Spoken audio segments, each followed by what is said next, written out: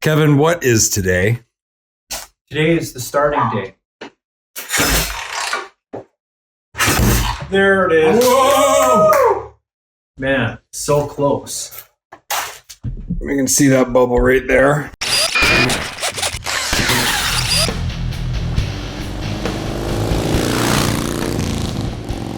All right, so today is a day that I have been both anxiously waiting for and also very nervous.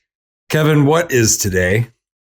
Today is the starting day for your chopper build. Your Triumph is going to come to life. For the first time in probably 20 years, this bike we're going to attempt to start.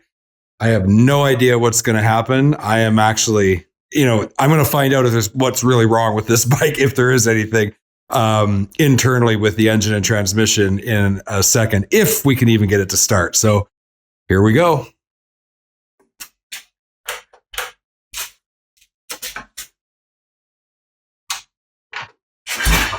Well, we definitely got movement.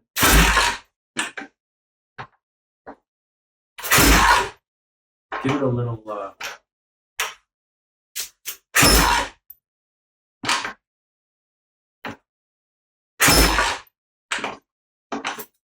Okay. Oh, I do have to. Yeah, it doesn't sound like it's kicking up. Like there's no ignition. There's nothing happening. Okay. Well.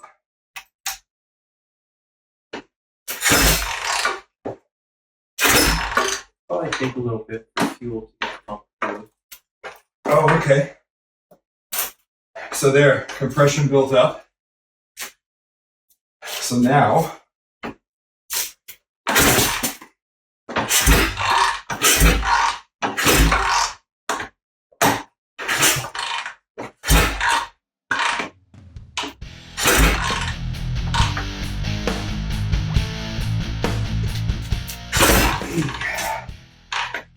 So it may just be that everything is out of time and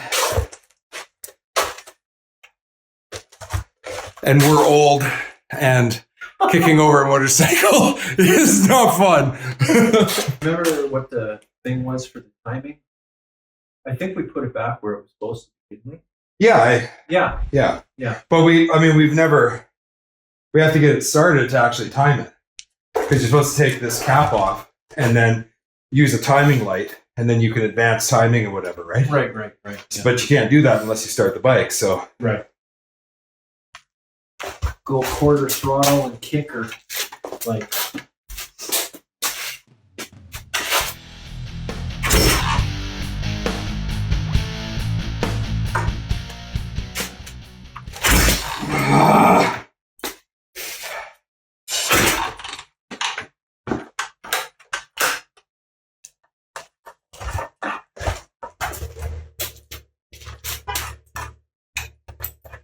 Well, when I loosen this cap, I don't know if it's vented properly.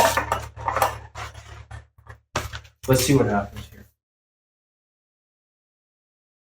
See when oh yeah, now we got fuel. Now we got fuel? Yeah. So see, we didn't have fuel before because gas cap was too tight down. Yeah, we're good now. We're Okay. good. Ignition on? Yeah.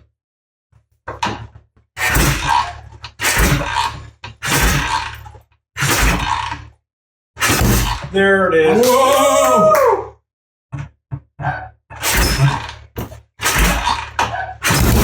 Yeah.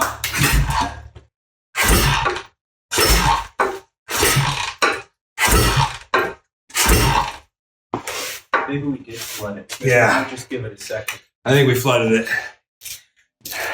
There was a couple pops there, though. You heard it.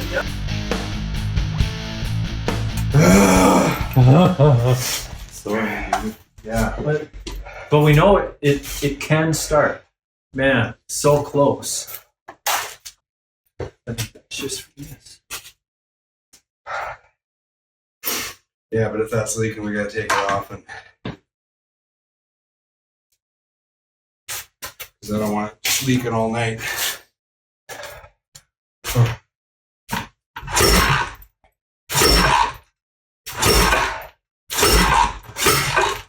Oh. goodness. Well, Maybe it's flooded. I think it's flooded now. I can smell fuel everywhere. Yeah. Okay, so kicking the bike over, we had to stop because we discovered a fuel leak and it was leaking down onto the wiring harness that I had built. I'm using a cloth cover for the wiring harness, and I was worried that if that got soaked with gas, that later on that could be a fire risk. So we stopped kicking the bike over, took the gas tank off, and what we can't tell, well, actually here, let me show you first. What I was worried about is that the tank was leaking right here on this wiring harness down here. And I don't know if you can see that, but there's like a cloth part that here, this part's all cloth. And that was totally soaking up the gas. In fact, you can still kind of smell it. So I was worried that down the road, that could be an issue for me, maybe be a fire risk. So as you can see, I took the tank off. And the issue is I can't tell at the moment whether or not the fuel leak is coming from the fitting and the crush washer, or if it's coming from the weld around the weld bung. So we were getting fuel kind of around here and dripping down. I can't tell if it's this weld or if it's the crush washer. So I took the fitting apart. I wrapped it with this yellow Teflon style tape that's specifically for fuel systems. And what we're going to do is we're going to air the tank up. I got this ball valve here. We're going to put 1 to 3 pounds of air pressure in the tank. And we are going to use the 3/8 MPT drain on the bottom of the tank to put this on. And that allows me to do soapy water and bubbles and see if it's the weld, hopefully not. And if I have fixed the leak by putting the Teflon tape that's specifically for fuel systems and tightening up that crush washer. So we'll see. All right, so I've got this thing all assembled with Teflon tape for air leaks. And now I'm just going to put this in the drain port on the tank. I'm going to add just the smallest amount of air, because what I don't want is I don't want to put too much air pressure in the tank. I've watched online, seen lots of people say that you can like crack welds and things like that with too much air pressure. And the other thing too is I'm going to crank down this cover all the way because there is a vent there and I don't want air to be escaping through that vent. And then do a little bit of soapy water. We'll see what happens.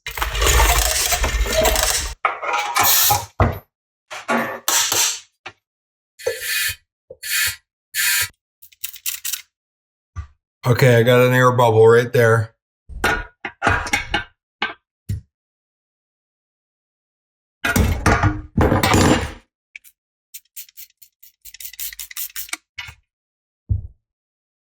We can see that bubble right there. I think that's the weld. Try to get it right on the weld and not on the crush washer. Yeah, it's a pinhole right there. Well, now we know. Hopefully it's just a small fix.